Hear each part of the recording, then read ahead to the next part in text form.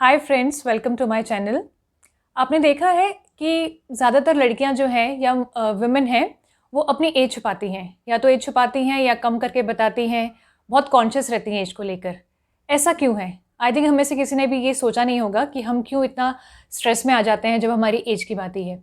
Reason पता है क्या है? रीज़न ये है कि हमारी जो अचीवमेंट्स हैं ना कहीं हमारे उम्र के कंपैरिजन में काफ़ी कम है।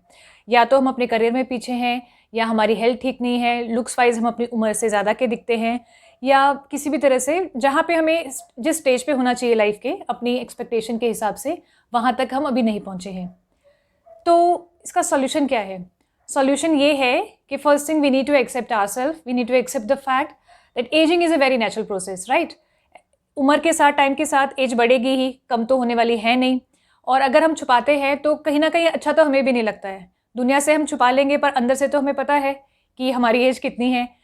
तो दूसरा क्या है कि हमें अपने करियर को इम्प्रूव करना है। अगर हम अपने करियर में वेल प्लेस्ड हैं, अच्छा कमा रहे हैं, जो भी हमें किसी चीज़ की कमी नहीं है, तो हमें एज का उतना फ़र्क पड़ेगा नहीं, राइट?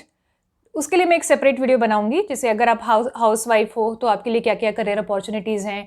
एज को तो अभी कोई बैरियर है ही नहीं। और अगर आप वर्किंग भी हो तो साइड हसल आप क्या क्या चीज़ें कर सकते हो अपनी इनकम को इंक्रीज़ करने के लिए।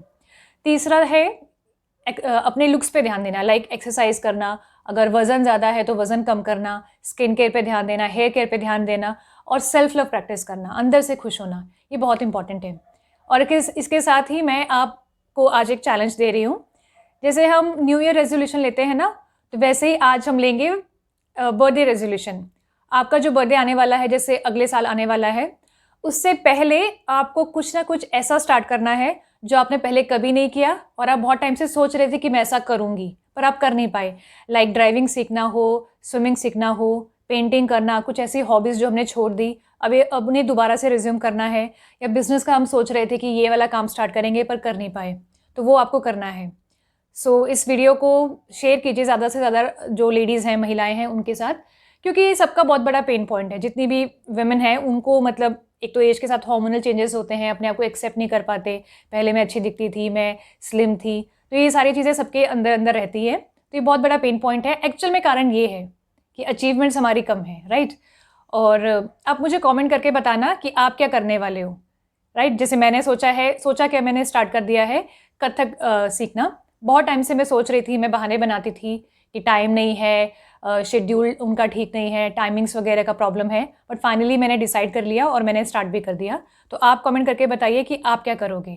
और ये आपको हर साल करना है। हर साल बर्थडे से पहले अगर आप कुछ नया स्टार्ट करते हो तो एक स्किल आपकी पर्सनैलिटी में ऐड हो जाएगा।